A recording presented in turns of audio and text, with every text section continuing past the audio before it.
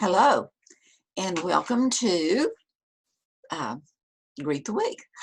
So this is a Monday, and I hope everyone is having a good time with being Monday. So our topic today is nurture or nature. You know, that's something that's been around for centuries, and Jan wanted us to talk about it today. And she said, you know, that if it's by nature and if it's by nurture, are we destined to go down one path, or can we change the path we're on? And so she gave us a couple of quotes to kind of think about. One says, by changing yourself, the situation changes. And the other one is, well, I'll just let Jan tell us what she wants to talk about. So Jan, take it away. All right. Thank you, Mona. And hello, everybody.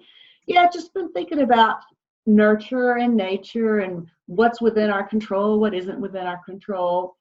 And I mean, the whole thing about, we talked about a few weeks ago, happiness is an inside job, that there's just so much that we can control, that we can change within ourselves. But yet there is a part of us that is, we can't really change, our temperament. I mean, if I'm a fairly serious person, I'm not a real big fun lover. And so I don't think that's ever going to change for me to want to be the one who's always in, the life of the party and doing all these funny games and things like that. That's just not in what I do. But I can choose whether or not to participate, and I can choose whether I'm going to be happy or enjoy the game. But I'm not really going to change whether it's something that I want to do, because there's just a part of me that is a certain way. And so you just been trying to think, well, okay, even if we're not happy with some of the things that's going on in our life that we're doing, then how much of that can we affect? And if I can't affect it, I just have to accept it. Because I do, when I see all like my sister and my husband that are or can be the life of the party, it's like, why can't I be more like them? But that's just not my nature to do that. So I've accepted it, and I don't feel too jealous or get too upset about it anymore. But it's just something that that we have to learn to accept, that there are things about ourselves that we can't change, but there are definitely things about ourselves that we can. So. Right. So you're saying that our temperament is kind of like our facial features. Okay, yeah. That if we're given them, we're stuck with them. Well, I don't know if I want to use the word stuck, because maybe we can find some positive in them that we're not seeing right now. If I'm not really happy about, that I'm always the serious person, well, maybe there's some things, I can accept that and find some positive in that, because I'm always the one that remembers that we need to do this or not to forget this, and so that has a role in our lives as well. Right. So it's changing our attitude. Yeah. About whatever it is, whether it's the temperament or the facial features or how tall we are, how short we are. Yes. As we change our attitude about those. Right. So whenever you gave this topic, I thought, well, hey, this is a good teaching moment. So I made if I can share the screen here, I will probably need your help to get it all in. So I put share, and then I click share again. And can you see it? Is that? Yes, there it is. Okay, we've got it. Is it on the whole thing? Can it see the whole thing? Yeah, we see the whole program. So I see the slides on the side as well as the one in the middle. Well, can I stop that on the side? You can make it smaller, or you can put it in slideshow mode. Well, I thought I did. No. So go up to. Okay, there it is. Okay. Okay, so here it is, nature or nurture. And whenever I am teaching people about choice theory and reality therapy and the basic needs that we have, this is a chart that I had come up with. That is it nature or is it nurture? Well, it really is both and when we get right down to it. So in the nature part over here on the left-hand side, what does that include? Well, I suggested it does include our appearance as well as the associates that go with us. You know, not only what we look like, but how tall we are, how short we are, so forth. And then also a part of another thing that's a part of nature, which is the DNA. Someone defined DNA as do not alter. Do not alter. In that, I mean, you know, you can have a face uplift, and you can have some things that happen. We are seeing more and more these days with the sex changes and so forth that can be altered, but primarily it was part of the DNA. So that includes your appearance and all of the associates that goes with that. And it does include our temperament, in that we have, and there are like 9 different things under the temperaments. Not only is it going from being introverted to extroverted, it also includes as to whether or not we burn easily, as you know, as in the sun. It depends. Oh, okay. Sunburn. Yeah, I mean, there's just like, I think there's 9 different things that comes under temperament, as to whether or not you get irritated by wool, you know, or things like that. The allergy type things that's irritating, it comes under the temperament. And then, of course, our basic needs. And we know from Dr. Glasser that our basic needs include 5 primary things. We could probably put some other names to them, but these are the primary. We need to be safe and to keep on breathing. We need to survive. We need to be touched. We need to belong. We need to be loved. We need to be cared for. We need to have a power or a purpose in life, you know, something that gets us up in the morning. Right. We need to have freedom and to make our own choices. And then we need to have fun and to enjoy what's going on in life. But then when we look at nurture. Well, before you move on from the basic needs, unless you want us to come back and talk, you want to, I mean, would you rather go through everything you have up here first? Or I'd like to do this first because I want you to see how it kind of works together. Okay. Right, so the nature is part of the DNA. It's the structure. It's the structure. It's the foundation. You know, you could put it like what you're building the house on. But then nurture, that's things that we have learned. And we begin learning those things even in the womb. And we begin to learn what our attitudes are, because we're around the people that we're around, you know, our caretakers, our family, our neighbors, depending on, anyway, and we begin to learn their attitudes. We begin to learn what they value, and we begin to learn how they behave. Because we see there, and those behaviors include the thoughts we think, the actions we take, the feelings we feel, and how we use our physiology as to whether or not we are very active or kind of, you know, that goes back to temperament also, but it also goes with what we see everybody else do, because we have that need to love and belong. And then let me look at this next one, and we'll look at those things separately. So the problems of having needs, or the problems of the nature things, is the fact that these needs that we have, and we'll go back and look at them individually, they are universal, meaning everybody in the world has them. They are genetic. They're passed down to us from 10, 12 generations past. They're general. That kind of goes with the universal, as in everybody has them. They overlap, and they're often in conflict. That we want to do one thing, but there's something that's a conflict. Well, these needs are internal motivators, but nature plays a trick on us. They are internal motivators. I mean, when you're hungry, you're hungry. Yeah. But they're met externally. We have to go outside of ourselves to get that food net.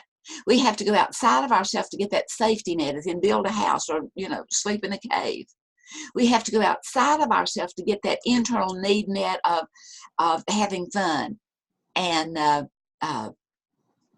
having a choice in life. Then those internal motivators are unconsciously pursued. We're pursuing them, but we don't even realize that we're pursuing them. And that can come apart, you know. And then those internal motivators are often pursued in destructive ways. Yeah. And that's where you have those internal motivators that make you want to make people do things for you. Right. And it's those internal motivators that, you know, So we can get those internal motivators confused. Like, have you ever wanted something but you didn't know what you wanted? Yeah.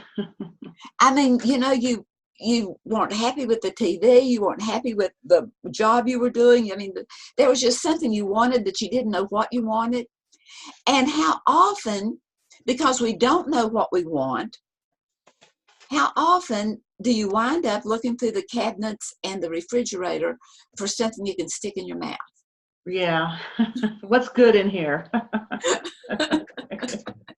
So those internal, we don't even know what we're wanting. We're just pursuing it. Mm-hmm.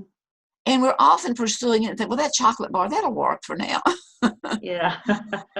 Or it's like, oh, I don't want to do that chocolate bar. Isn't there anything else I want besides Yeah, that chocolate bar? yeah. I mean, I want the chocolate bar, but I don't want it. So you want to take it back and look at the... Yeah, I wanted to talk about the basic needs, because that's one of the things, being as involved in the whole Glasser Institute and choice theory that I am. And we talk about different people have different intensity in the different basic needs, but I'm just wondering if that's, and then it's like, no, you have a certain intensity for your needs, and maybe in some situations it will seem like one is more important than another, but then I also think that people have those needs in different ways that we don't always capture. And like for example, for freedom, a lot of the examples that we use for people with the freedom need are those who don't want to follow directions, or wants to do things their own way, and so it's and want to be different, and that kind of thing is freedom, but. And I don't look at myself as having a high freedom need, because I'm not that kind of person. But in some areas, I do feel like I have a very high freedom need. And it just depends on what it is. Because I can remember growing up in Catholic schools and going through the catechism classes and all these real rigid rules and things that we had to learn, thinking, well, that doesn't make sense, and why is this way, and why can't we do it that way?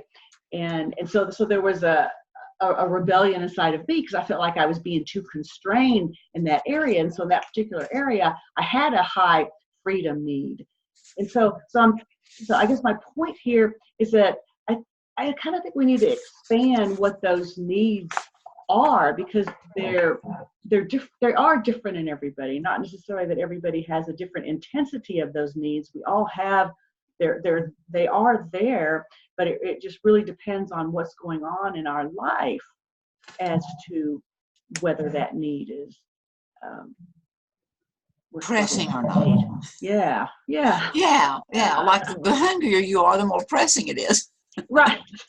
And I keep going back to food, because that's just so easy for us to all relate to. Mm-hmm. And to see how that you made the comment that you're around others that are the life of the party, and you kind of maybe think, well, gee, I'd like to be, but you think that you're not. But the thing of it is, Jan, is you have this wonderful ability to be a good conversationalist. You may not be dancing on the table or leading the parade. But she's laughing in the background. She doesn't see me dancing on tables either. But no matter, we need to look at our good points and kind of decide those for ourselves what they are. Yeah. And again, I think that's the thing too. Just like being an extreme introvert, in the Myers-Briggs, test, I am way on the end for introverts. I mean, I'm just about as introverted as you can get. And in our culture, it's like introverts aren't really valued, because we're often very quiet. We're not dancing on the tables. We're not trying to get people's attention and things like that. And so it's learning to value what you have to offer, even though it doesn't seem to be valued by a lot of other people.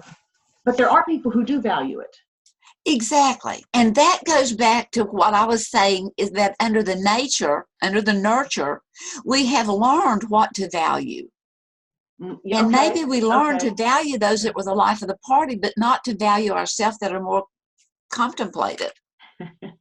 So then whatever we have learned, we can relearn. We can get some new insight into it and then see a different way. And it's realizing the fact that going to this party or this social gathering may be a little stressing for me, but I can handle it for a short time because it's not a forever thing. Right, right. I still And if you, can go recharge my batteries when it's over. yeah, yeah. And if you let yourself know that, and the same thing is true for the person who is the life of the party, and then they go home to, you know, and it's, they're not engaged as much as they would have been otherwise. Is for them to also learn, you know what, I do need this time of relaxation, and that it doesn't have to be a forever thing. Yeah, yeah. So it's adjusting to, and it's realizing that maybe because no one lives alone, and we need other people, and even if you're a hermit, you know, that's so extreme, as is the party goer is so extreme. And you know, whoever's on either of those ends need to, for their own sanity and well-being, need to come in just a little bit. Yeah. To be yeah. But going back to the basic needs, what do you think about the whole deal with needs that, I think we've kind of stereotyped who we say has like a high freedom need or a high power need based on a certain set of criteria, but I think there's that's broader than that, because as different as people are, like the introvert versus the extrovert, I would think freedom needs, they're still high for both, but they're different. And some of the things that we consider maybe freedom needs for the introvert may not look like they're getting they're having a need for freedom for the more extroverted type person, where freedom seems to be more associated with the more extroverted type person. Okay, so we're talking about that freedom need for the introverted person being spreadsheets. Well, spreadsheets, or you don't tell me how to do my my job. It's like tell me what you want from me, but don't put all these restrictions and constraints on me and say this is the only way it can be done. Right. I said that spreadsheet because I know you've used that before. You know, I do. I know that is my. I know. I mean that is one way I recharge my batteries. That's my fun, and that certainly doesn't look like fun to a lot of people.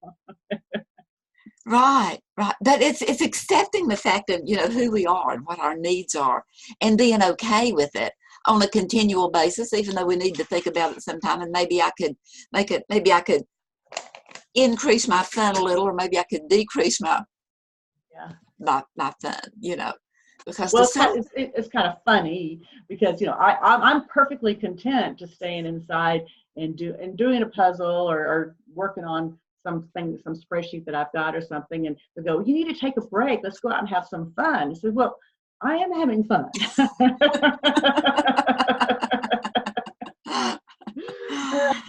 You just want me to spend time with you. Okay, I get that, but don't say that it's a need that I have to go have fun. I'm having fun.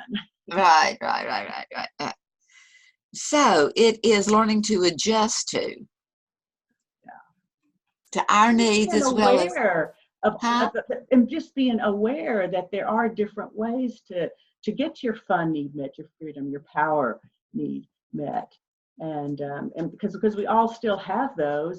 And I mean, there's no scientific studies behind any of the needs, at least not that I'm aware of, you know, to show that they really are there.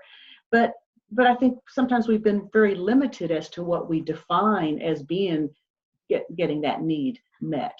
And just to say that we all have our own unique way of doing it.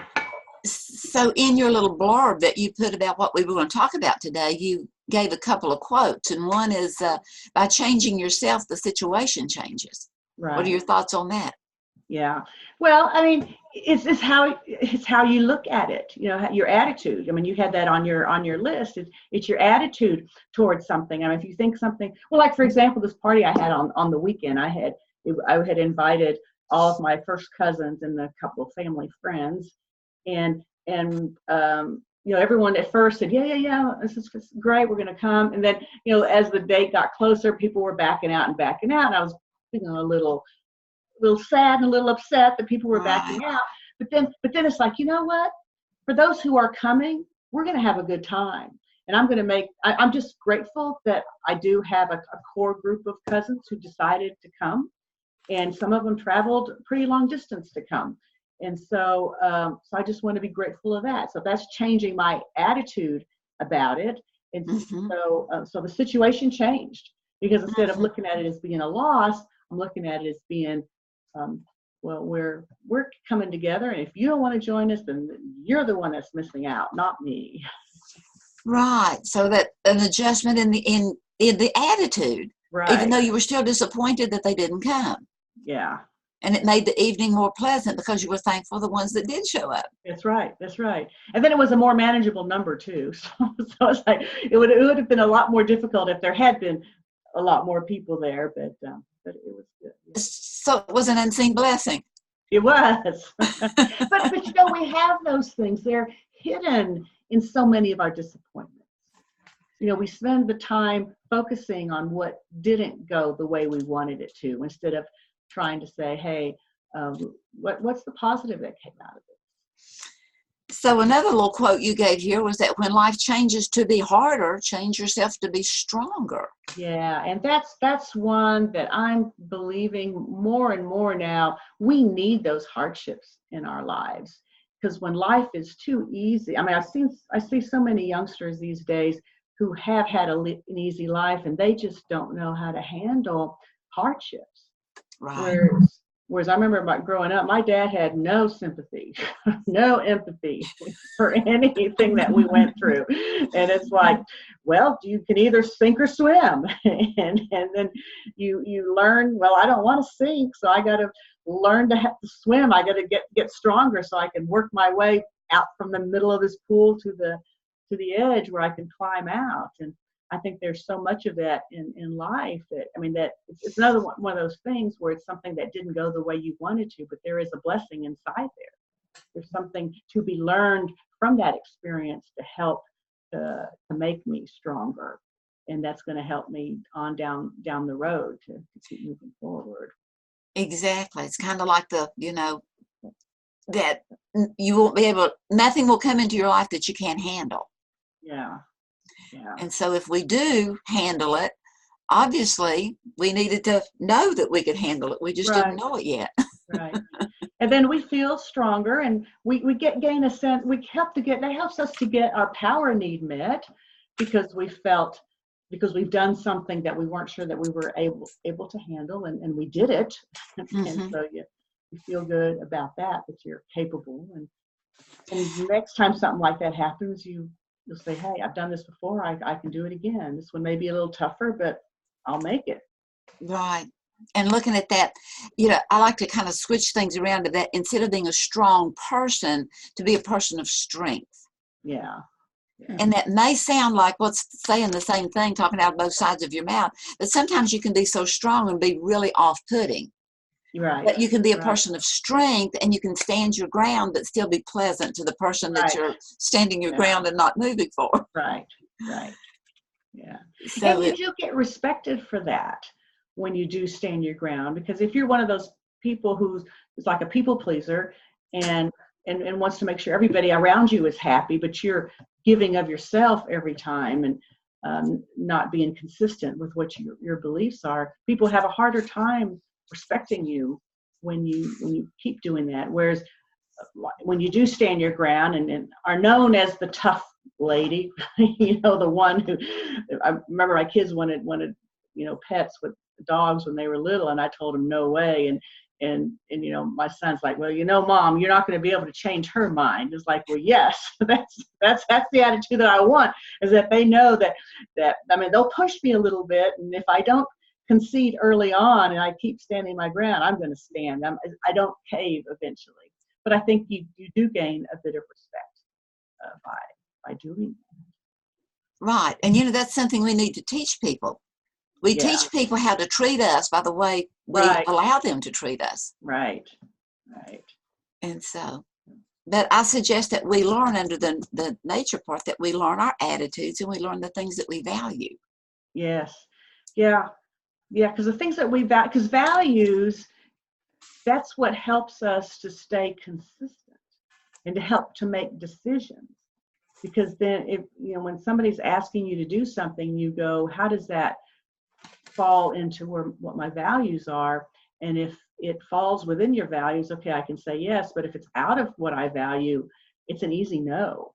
It may not feel easy. It may not feel, you might feel a little uncomfortable doing that. But making decisions based on your values is a very good way to help you feel good about yourself and what you're doing. Right. So, in trying to look at, is it nurture or is it nature? What about the thought of I must always be competent? Competent. I must always be, everything I do must be just perfect. Oh, perfect. Is that a nurture or a nature thing? Well, I think that's more a nature. But it could be nurture too. I think, a lot of these things could be both because people their temperaments are naturally where I want to be perfect. But I guess it could be a learned behavior where it's drilled into you that you need to put in your best effort. And make sure you can do the right thing and stuff. And back to the little graphic that I had on the things that we learned our attitudes and so forth, and we learned our behavior, how to behave. Mm-hmm. And the behavior includes the 4 things of thinking, acting, what we think. Yeah. So if I'm thinking that it is a dire necessity that everyone like me, is that part of nature? Or is that something I've learned? Yeah, I mean it's hard to define exactly where it came because both of them influence. I mean, they both have a huge influence into what you do and what you're thinking, and then you can change it. And that goes back to our need of choosing. Right. Of making choices, making decisions, that realizing maybe I have decided something to be so competent that I'm really pushing people away more.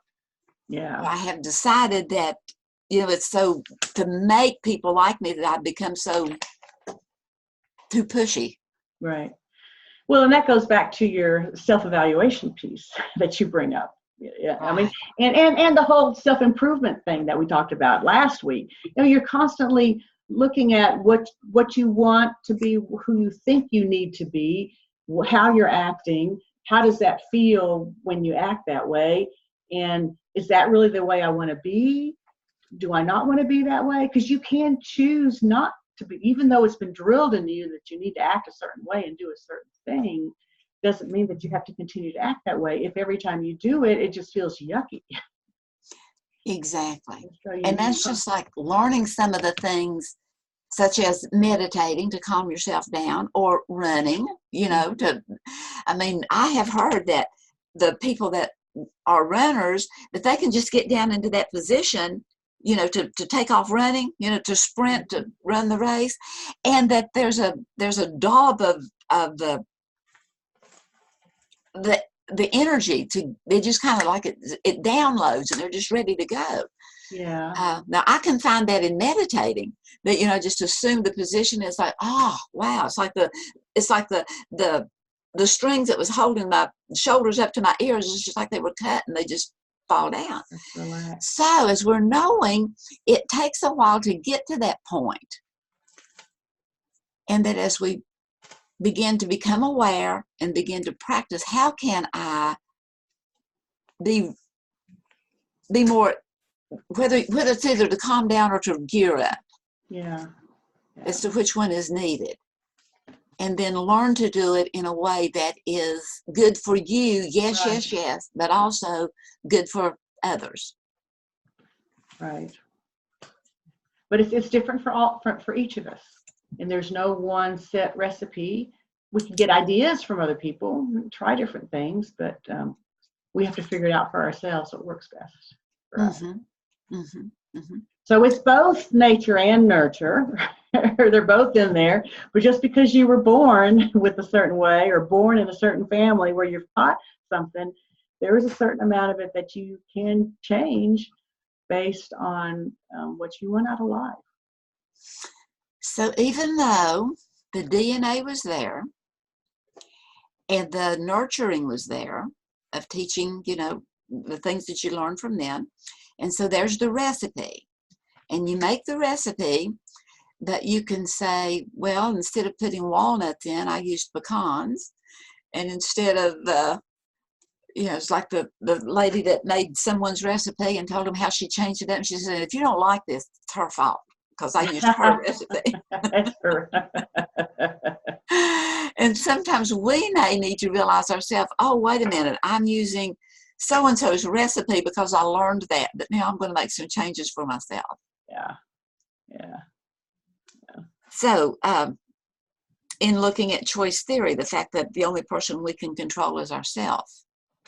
So can we ever think that I have no control over the way I think or the way I am? We do. We have a lot of control over what we think and the way we are. So going back to that little statement, to change your mind can really change your actions. Absolutely. Absolutely.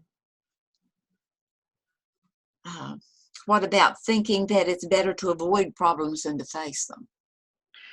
Oh no, that never works. They don't go away. I always use the example of the little gopher thing in the hole that the kids do with the hammers, and the little gopher pops up from the hole, and you got to can't kind of knock them down.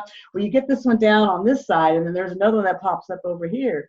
So if you're not facing your problems, you might think it goes away over here, but it's going to pop up in something else later. It never goes away if you don't address it. So have we solved the dilemma of nature nurture? It's a big answer. It depends, and nobody likes that answer, but apparently that's that's the way it goes. So then wind us up. How do we handle it? It's just to be aware, of the way we are, to be aware of what we're thinking and what we're doing, and if it's working for us, okay, we'll do more of it. But if it's not working for us, we can change it. It doesn't have to be that way. We do have some control over doing something different. Sounds like a good deal. All right. So appreciate who you are and be the best you, because there's always room for improvement. Always. And a lot of it, anything that appreciates goes up in value. So as we appreciate our personality and our temperament and all of the needs that we have, as we appreciate them, then we can use them in a way that is more valuable to us and to others. Right. Well said. So thanks everybody for watching, and we'll be back for another edition of Greet the Week.